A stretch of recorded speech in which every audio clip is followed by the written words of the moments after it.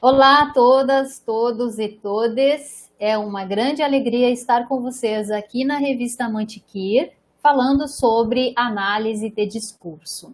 A temática é uma temática muito pertinente e eu tenho certeza que muitos dos leitores e das leitoras da revista Mantiquir já é, se depararam, né, com questões da análise de discurso, seja nos seus percursos institucionais de formação acadêmica, né, seja nos seus percursos como leitores, como leitoras, né, a análise de discurso é uma perspectiva, né, dentro da variedade de possibilidades de pesquisa nas ciências da linguagem, que teve durante muito tempo um lugar muito produtivo de reflexões no sul de Minas, né? Então é um tema que eu estou certa de que os nossos leitores e as nossas leitoras já conhecem um pouquinho. Então, nós vamos começar pensando, né, o que é a análise de discurso e quais são as principais bases teóricas, né, dessa perspectiva de compreensão dos fenômenos da linguagem.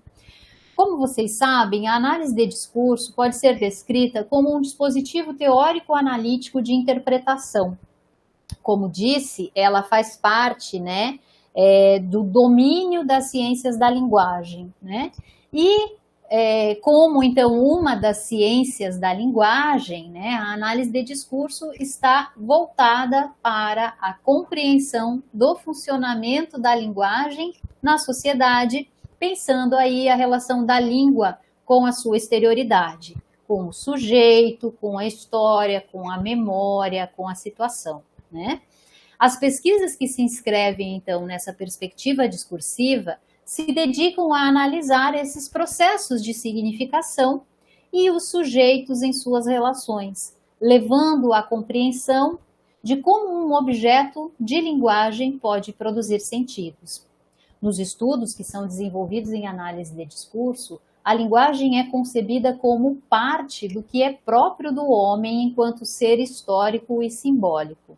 E daí vem a importância de considerarmos, de modo muito particular, a análise da linguagem na relação com a sociedade e com a história.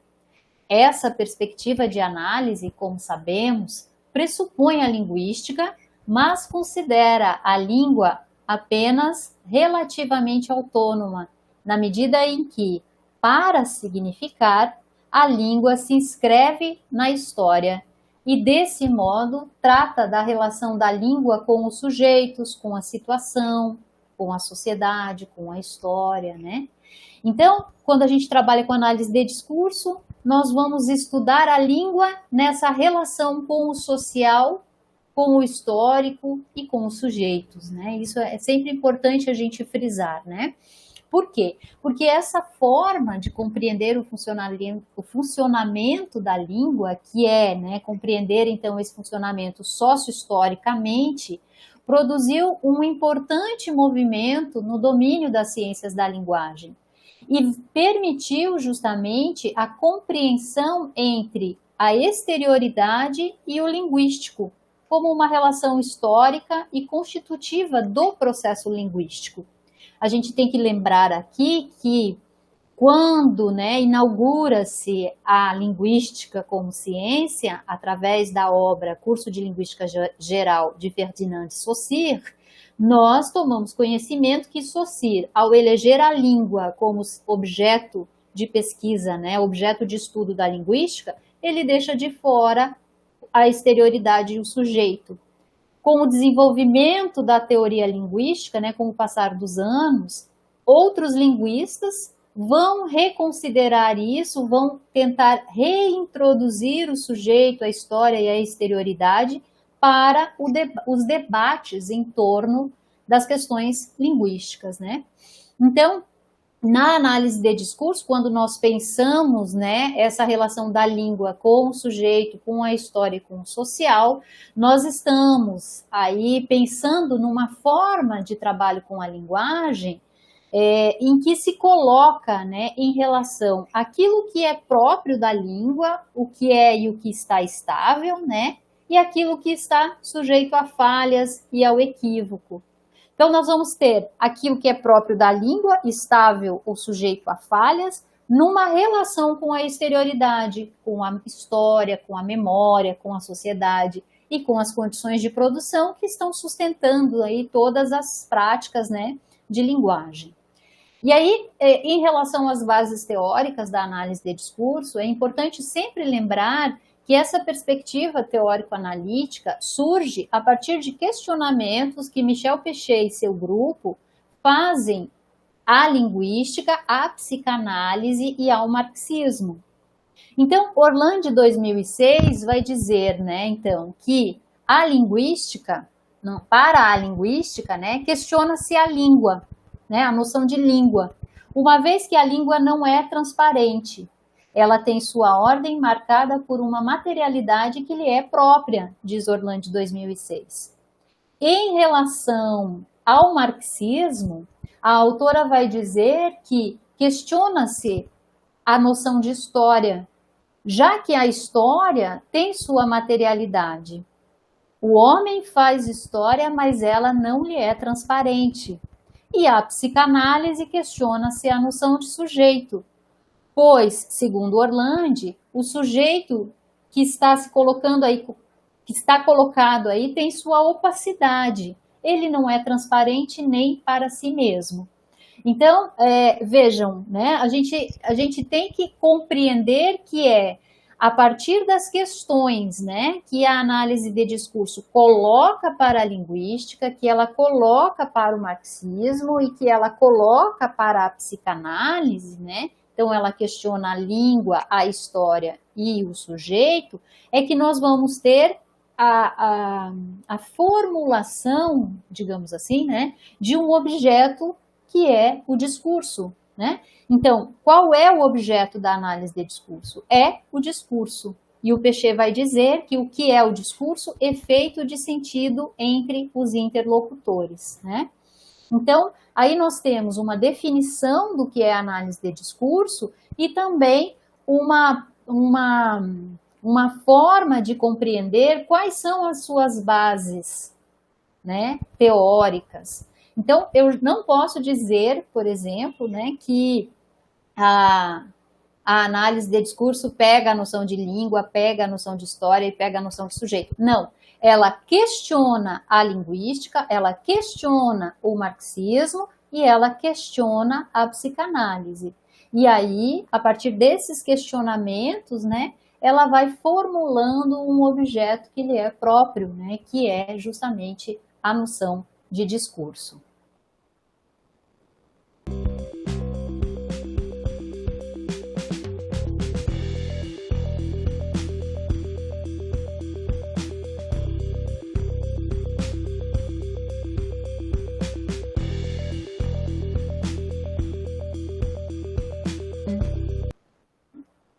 Então, quando a gente pensa, né, a análise de discurso, né, enquanto um domínio, né, enquanto um dispositivo teórico-analítico de interpretação, nós vamos observar que muitos pesquisadores que trabalham com análise de discurso não são necessariamente ou não têm necessariamente uma formação em linguística, né? Então, a análise de discurso tem essa capacidade de reunir pesquisadores que vêm de diferentes áreas do conhecimento, buscando, na análise de discurso, instrumentos teóricos e analíticos, né, para a compreensão de seus objetos de pesquisa. E isso se deve, em parte, ao modo como, na análise de discurso, nós vamos compreender a noção de língua e, de forma mais abrangente, a própria noção de linguagem. Tanto a língua quanto a linguagem, né, nesse modo aí de concepção da análise de discurso, as duas estão articuladas às práticas sociais e históricas. E isso se mostra muito uma perspectiva muito fecunda quando a gente pensa nos profissionais que vêm de diferentes áreas do conhecimento, né? Que conhecendo a linguagem em seu modo de produzir sentidos, levam esse conhecimento para a melhor compreensão de sua formação, de seus objetos de estudo e de suas práticas sociais e profissionais. Mas ela é também fecunda para aqueles que trabalham com o ensino de línguas, por exemplo, né? E que vão justamente se beneficiar de uma forma de pensar seu objeto e sua relação de ensino-aprendizagem.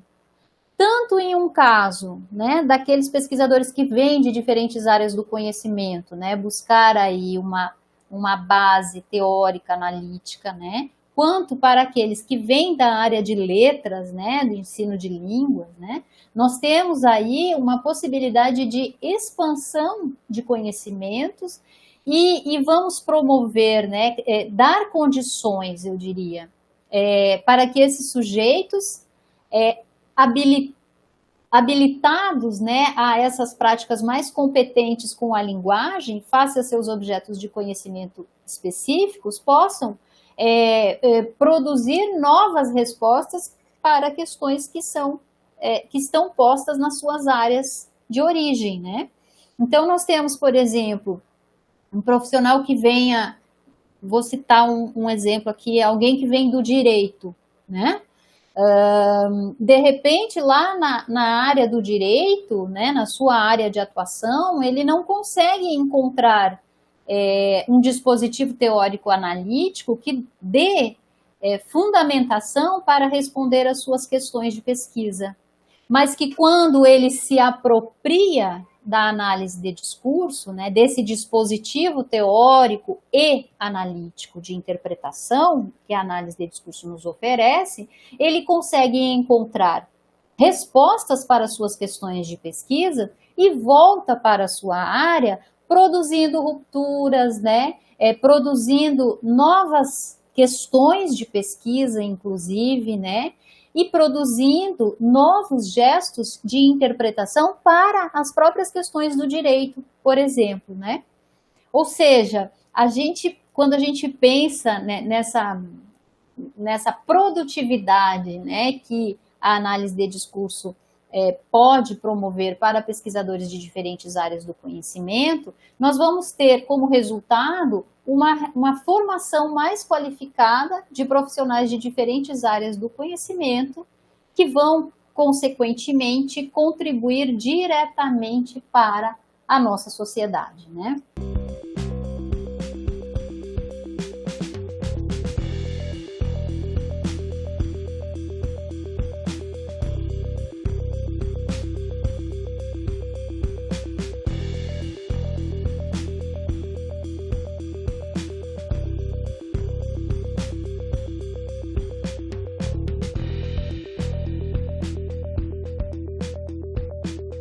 Pesquisas que tratam da relação entre linguagem, conhecimento e suas tecnologias têm como objetivo, né, refletir e analisar esse processo de produção, circulação e divulgação do conhecimento na relação com as tecnologias no plural.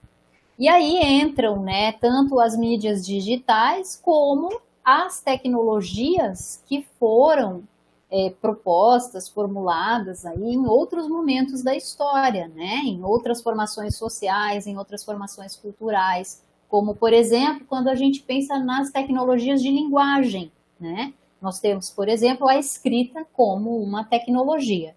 Então, pensar essa relação linguagem, conhecimento e suas tecnologias significa compreender, né, como diferentes formas, né, diferentes tecnologias podem contribuir nesse processo de produção, de divulgação e de circulação do conhecimento, né?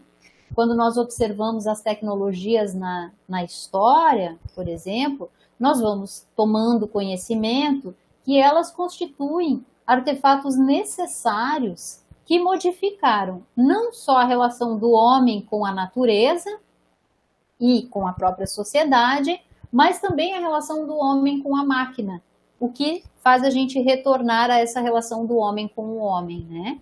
Assim com a efervescência das novas tecnologias, assiste-se também ao nascimento de novas formas de significar as relações do sujeito consigo mesmo, com a linguagem, com a sociedade e com o próprio conhecimento. Veja, se a gente pensa nesse momento que nós estamos vivendo agora de pandemia, né? O modo como a tecnologia hoje é uma ferramenta, né, fundamental para as nossas relações sociais, para as relações familiares, em muitos casos, né, para as relações profissionais, para as relações de ensino-aprendizagem, né. Eu sempre digo para os meus alunos que hoje tudo passa pela tela, né? As nossas relações passam pela tela, seja pela tela do celular, seja pela tela do computador. Então aí nós temos um exemplo interessante para perceber o modo como a tecnologia muda, fez mudar, né? Produziu aí um impacto, né? Uma necessidade de mudança absoluta nas relações sociais, nas relações profissionais, né? Inclusive nas relações de consumo, né? Porque numa época em que se diz da necessidade do isolamento social, muitas pessoas fazem todas as suas compras, inclusive pela internet, né? Pelo computador, pelo celular, pelos diferentes aplicativos. Então, há sim uma mudança e eu acho que mais do que nunca há uma necessidade de se investir em pesquisas que tratem, né, desses efeitos da tecnologia e das mídias digitais nos sujeitos e na relação dos sujeitos com a própria sociedade, né?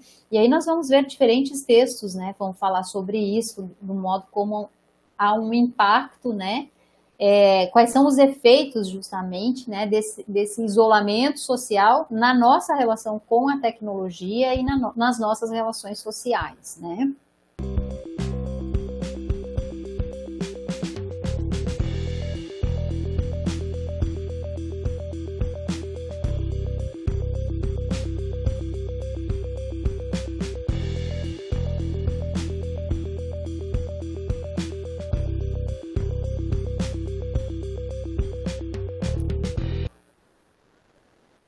Bom, eu vou falar um pouquinho agora sobre essa pesquisa, né, de um dos estudos que eu desenvolvi, que vai tratar dessa relação é, entre a escola, o professor, as práticas pedagógicas, e eu, nesse texto, que é um texto, eu acho que de 2013, se eu não me engano, eu faço uma afirmação de que professor, escola e práticas pedagógicas não estão imunes ao advento de artefatos tecnológicos, né? E quando a gente pensa nessa formulação, a gente tem que lembrar sempre que quais eram as condições de produção em que isso foi formulado, né? Eu produzi esse texto antes da pandemia. E nesse momento, né, antes da pandemia, parece que faz tanto tempo, mas é bem ali, né, no finalzinho de 2019, né, a maioria dos professores resistia à inserção dos artefatos tecnológicos na sala de aula.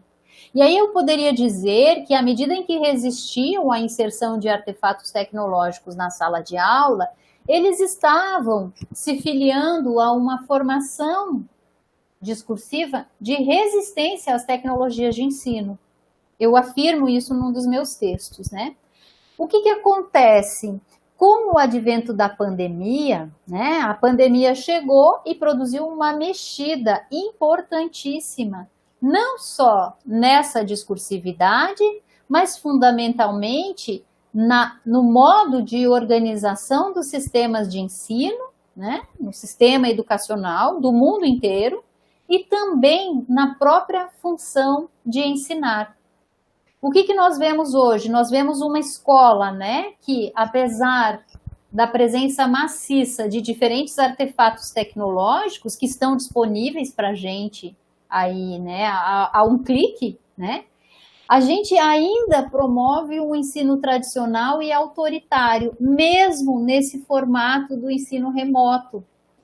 Por quê? Porque nós ainda acreditamos que a figura do professor tem que ser o centro do saber, né? Então, esse é um ponto, né? Numa sociedade de informação e de conhecimento como é essa que nós vivemos e para a qual fomos empurrados pela pandemia, a relação que os sujeitos estabelecem com os saberes está cada vez mais dinâmica, né? Ou seja, não há um espaço para uma reprodução intensiva de conteúdos e de fórmulas nessa sala de aula. Não havia já naquela sala de aula presencial. Também não vai haver agora nessa sala de aula de ensino remoto. Por quê? Porque o professor não é mais a fonte da erudição, não é mais a fonte do saber. A pandemia produziu fissuras importantes nesse modo de compreensão da função de ensinar e do papel do professor. Ou seja, as práticas de ensino desenvolvidas hoje devem tentar desconstruir os sentidos estabilizados em torno do conhecimento e da função de ensinar no século XXI. Nesse processo de desconstrução, é importante que nós, professores e professoras, nos questionemos sobre a função de ensinar e passemos a compreendê-la como um processo contínuo, multilateral, de produção e circulação de conhecimento, em que se propõe dar acesso a diferentes discursividades que circulam na sociedade. Eu entendo que é assim, à medida em que nós explorarmos os recursos que as novas tecnologias podem oferecer a professores e alunos, é assim que nós podemos, talvez, compreender a função de ensinar no século XXI e trazer consequências, né, importantes para o sistema de ensino e para os sujeitos que constituem esse sistema de ensino, professores e alunos. E, consequentemente, para a divulgação, a circulação do conhecimento, né, nesse espaço escolar, e isso vai ter um impacto direto na própria sociedade, né, que vai se tornar, vamos formar aí sujeitos mais questionadores, né, mais contestadores, né, com um posicionamento mais crítico. Da minha parte, eu acredito que essa aparente resistência, né, do professor ao uso da tecnologia, que a gente via lá antes da pandemia, mas que ainda pode aparecer, né, em muitas escolas, certamente aparece, e ela pode estar relacionada ao fato de que o professor ele não se sente totalmente apto a usar esses diferentes instrumentos tecnológicos, a usar com qualidade e eficiência necessários. E aí entra uma questão que é muito importante, porque a gente cobra do professor que ele utilize, né, diferentes artefatos tecnológicos na sala de aula, mas nem sempre esse professor recebeu formação para trabalhar com isso, né? E esse é um ponto importante. Mesmo quando o professor se significa como esse sujeito que está sempre conectado nas diferentes redes sociais, né, fora do seu espaço profissional, né, ele pode ser sim um usuário de tecnologia no seu cotidiano, mas isso não significa que ele saiba utilizar as tecnologias com possibilidades didáticas para otimizar o ensino-aprendizagem, né, na sala de aula, seja no ensino remoto, seja na sala de aula presencial. Talvez o professor tenha medo de errar diante dessas tecnologias, dessa diversidade de tecnologias, né? Afinal de contas, os nossos alunos são, muitas vezes, muito mais hábeis do que nós, no que diz respeito às ferramentas digitais, às ferramentas tecnológicas. É uma questão de geração. Se eu olhar, por exemplo, para a habilidade que um adolescente de 13 anos tem no que diz respeito a determinados aplicativos, inclusive aqueles voltados para o ensino, talvez eu não tenha a mesma habilidade, né? Porque tem uma questão geracional aí também. Então, a gente precisa ter cuidado quando a gente fala sobre esse tema, porque existe um imaginário, né, em torno do professor como sendo o centro do conhecimento, como uma autoridade que exerce a função de ensinar. Só que quando a gente observa, né, que a tecnologia, né, toma parte, né, ela se coloca como uma possibilidade, ou agora na pandemia, como a única possibilidade da gente continuar desenvolvendo as nossas atividades de ensino, né, esse imaginário em torno do professor como o centro do conhecimento, esse imaginário entra em colapso. E isso acaba afetando necessariamente a prática docente, produzindo aí importantes deslocamentos. Então, nós estamos hoje vivendo um momento de mudança fundamental e eu digo sempre absolutamente necessário, ainda que temido por muitos professores, né?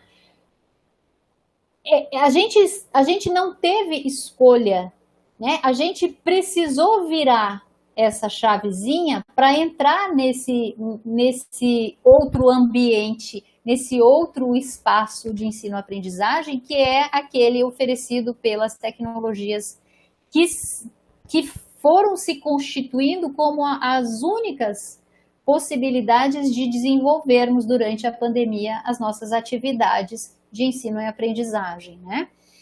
Então, a gente tem que pensar sempre, né, que não há dúvida de que o professor é o elo que conecta o sujeito-aluno e o conhecimento, né? Ao aderir ao uso da tecnologia, ele pode otimizar esse processo de ensino-aprendizagem, consolidar e chancelar esse elo, inscrevendo-se e filiando-se a formações discursivas que têm na inovação o seu esteio. Entretanto, na medida em que a gente resiste à entrada da tecnologia, nós podemos estar segregando, afastando e nos alinhando a formações discursivas que podem estar colocando em funcionamento um único sentido para as práticas de ensino-aprendizagem. A questão que fica para nós é a seguinte: o uso da tecnologia na sala de aula é uma forma de resistir, reexistir, ressignificar a emancipação intelectual na sala de aula? E essa emancipação intelectual é de quem? De professores ou de alunos?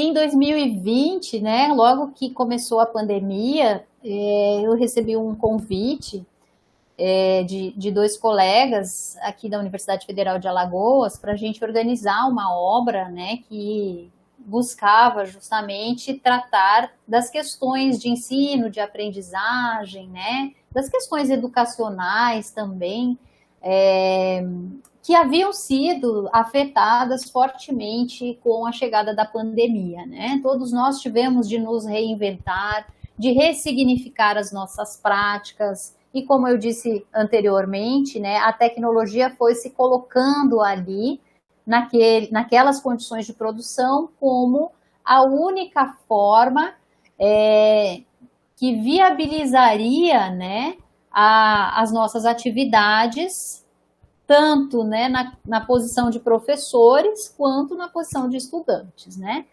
Então, nós podemos dizer que, com a iminência do impacto, né, da pandemia, o domínio educacional, num primeiro gesto, foi fechando as instituições de ensino, né, interrompendo as atividades letivas, buscando, assim, proteger a vida e o bem-estar de alunos, professores, funcionários, né, e gestores das instituições de ensino e, claro, que familiares e comunidade em geral, né. Bom, essas condições de produção, então, né, que a pandemia nos colocou, elas nos levam a compreender que a educação, nesse momento da pandemia, né, em esfera mundial, passou por uma revolução sem precedentes e os efeitos são, sem sombra de dúvida, irreversíveis. Da educação básica ao ensino superior, as propostas e os investimentos em formas de ensinar e de aprender indicam que estamos diante de um dos grandes acontecimentos da história da educação. Isso nos leva, então, a entender que a revolução educacional tão esperada está acontecendo agora, né? E envolve números impressionantes. Quando a gente olha para esses números, nós temos, por exemplo, que 1,5 bilhões de alunos e 60,3 milhões de professores de 165 países foram afetados pelo fechamento de escolas devido à pandemia. E nessa crise mundial, educadores e famílias inteiras tiveram de lidar com essa imprevisibilidade em benefício da vida e reaprender, né, reinventar aí as formas de ensinar diante desse contexto. As instituições, como eu disse, tomaram a decisão então de suspender as atividades e isso trouxe consigo o desafio de encontrar soluções de aprendizagem à distância. E é aí que volta a questão das tecnologias, né, especialmente as tecnologias digitais que já vinham sendo, né, utilizadas nos modelos de educação à distância, mas que agora passam a viabilizar diferentes situações de ensino-aprendizagem, né? Então, nós vamos assistir a uma reestruturação das práticas de ensino, agora sustentada nas tecnologias digitais, e isso vai provocar, então, a comunidade educacional, colocando, né, aí uma necessidade urgente de se reinventar. E a pergunta é como é que essa reinvenção tem sido feita, né? Nós não podemos esquecer que esse movimento de reinvenção do ensino, da aprendizagem e das tecnologias educacionais, e aí como tecnologias educacionais eu estou entendendo também o quadro, o giz, a caneta, o livro, né, os computadores, né? Que tudo isso vai constituindo, então, ferramentas importantes, né? E a gente precisa lidar com esse movimento, né, daquilo que era utilizado no presencial e daquilo que vai ser utilizado agora nessa nova ordem social e tecnológica, né? Nós vamos ter que lidar, então tivemos já, né, de lidar com grandes obstáculos. E esses obstáculos, claro, que materializam as desigualdades que afetam os sistemas de ensino público e privado, especialmente quando se trata da educação básica, né? Nós vamos ter, assim, universos completamente distintos, especialmente quando a gente olha aqui para o Brasil, né?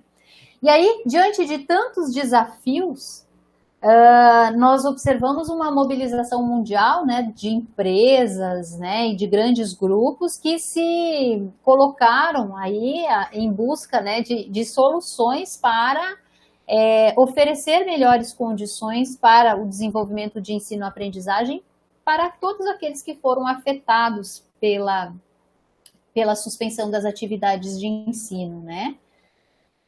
E à medida que a educação, então, foi sendo desafiada a se ressignificar, ela rompeu com a memória, com a história e com as diferentes discursividades que compunham o sistema de ensino em vigor antes da pandemia. Como efeito dessas condições de produção, assiste-se, então, ao surgimento de um acontecimento discursivo. Como destaca Pechet, 2008, o acontecimento discursivo resulta do encontro de redes de memória com uma atualidade. A ressignificação das práticas educacionais e das modalidades de ensino no período da pandemia coloca em funcionamento discursos que parecem marcar, e aí eu vou citar Pechet, 2008, página 26, a possibilidade de uma desestruturação, reestruturação dessas redes de memória e desses trajetos sociais. E isso acontece porque a partir de um acontecimento histórico, como é o caso da pandemia, nós vamos assistir a uma movimentação naquilo que Pechet chama de estatuto das discursividades, que vão atravessar um acontecimento histórico e vão entrecruzar proposições de aparência logicamente estável e formulações, como diz Pechet 2008, irremediavelmente equívocas. É nessa perspectiva que nós compreendemos que o acontecimento discursivo, né, inaugura, então, o funcionamento de novas discursividades, produzindo outros sentidos que derivam desse encontro da memória com a atualidade. E é isso que nós estamos observando no que se refere à questão da educação, às práticas de ensino, de um modo muito específico, neste período da pandemia. No processo de ressignificação das práticas educacionais, das práticas de ensino-aprendizagem, outras discursividades se manifestam, produzindo deslocamentos importantes no conjunto das filiações históricas de e sobre a educação. Todo esse processo discursivo que nós temos acompanhado, né, no que diz respeito às questões educacionais, às questões de ensino, está ancorado na história e é atravessado pela ideologia, pelas relações de força e pelas relações de poder. Isso nos leva a compreender que, no processo sócio-histórico em que os discursos são produzidos, há o funcionamento da temporalidade que ele é constitutivo. Um antes, que é a memória, a atualidade, o que emerge, e um depois, o seu desdobramento. Os deslizamentos e os efeitos de sentidos que decorrem desse acontecimento discursivo que se coloca agora, se produz, melhor dizendo, diante de nossos olhos, no que diz respeito à educação e às questões de ensino, nós estamos percebendo e observando isso no nosso cotidiano, nas nossas práticas, seja como estudantes, seja como professores, seja como gestores, ou ainda como familiares, né, de pessoas que estão envolvidas com as questões de ensino e aprendizagem nesse momento da pandemia. Então, há uma reinvenção. A pandemia pode ser compreendida, né, como um movimento aí, né, de ruptura com uma discursividade em torno da educação e das práticas de ensino, né? Eu acho que aquela revolução que nós tanto esperávamos, né, há muitos anos, inclusive, né, aquilo que a gente esperava que tivesse já acontecido, agora já aconteceu, ou melhor, está acontecendo, e nós estamos sendo protagonistas dessa reinvenção, dessa ressignificação das nossas práticas. Como dizem muitos por aí, né, quando nós voltarmos às atividades presenciais, certamente as nossas práticas sociais, profissionais, educacionais não serão mais as mesmas, porque nós todos, de uma maneira ou de outra, tivemos de nos reinventar. E essa reinvenção produziu fissuras na discursividade, especialmente naquilo que diz respeito às práticas de ensino-aprendizagem.